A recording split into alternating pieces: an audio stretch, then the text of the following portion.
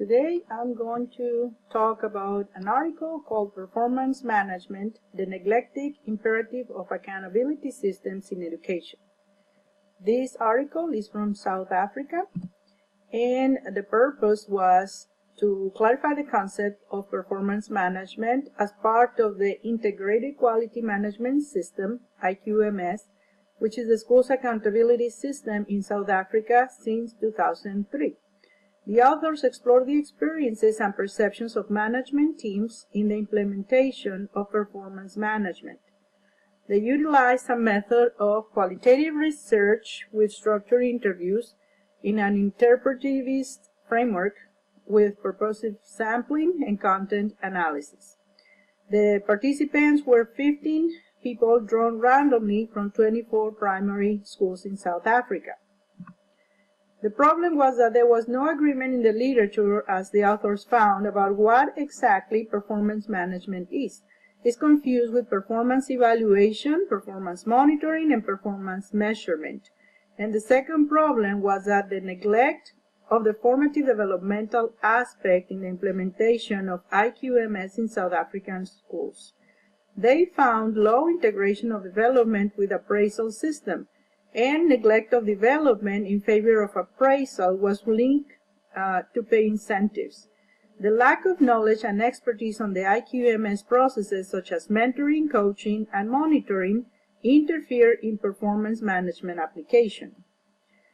The authors also found that teachers, as co-developers of educational policy on the ground, act as a driving force behind the actualization of transformation in education. The researchers emphasize the importance of teacher development for the transformation of the educational system. They discuss academic achievement, assessment, development, evaluation, management, performance management, school management teams, training, and performance. The strengths of their work are in the conceptual theoretical framework. They use structural functionalism, how order and stability are achieved in an organization. This theory considers society as a complex system whose parts work together to promote solidarity and stability. The schools have different parts working together and interdependently to achieve certain defined goals. Performance management is therefore a way of inculcating values, norms, traditions, and customs of the school to the teachers. They also use conflict theories, which consider society stratified into groups that hold power and groups without power. This theory considers no harmony in society, but a struggle between these groups. School management team is in conflict with teachers. Their definition of performance management is an aspect of accountability systems whereby teachers within the school are assisted by their supervisors to attain the standards expected of them.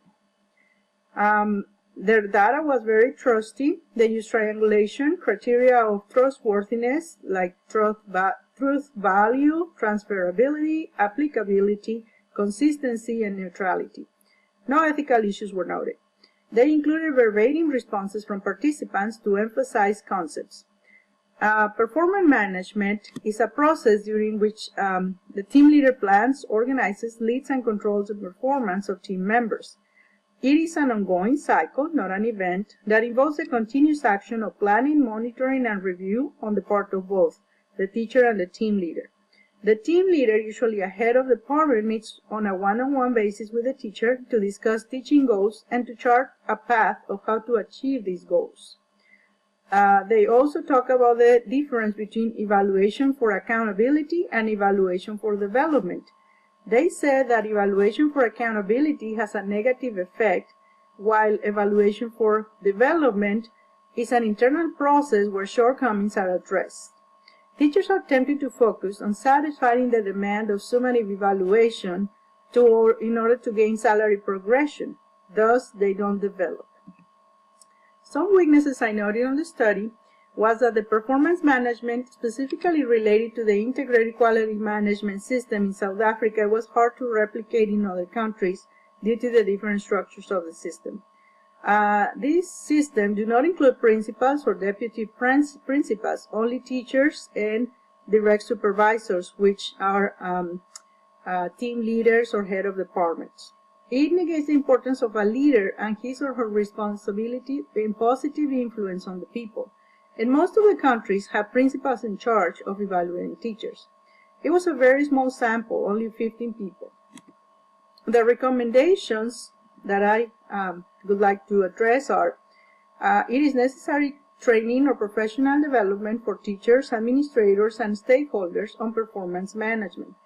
We should ensure mechanisms to ensure implementation with fidelity, involve principals and school administrators, tie performance to incentives, not only monetary, but like privileges like public recognition or titles.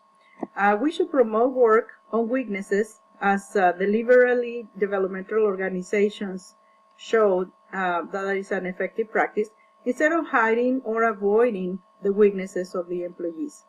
Also, one-on-one and constant communication on performance. I also favor formative evaluation versus summative evaluation. We should create a school climate of self-reflection, support, and ongoing improvement. One-on-one and constant communication on performance.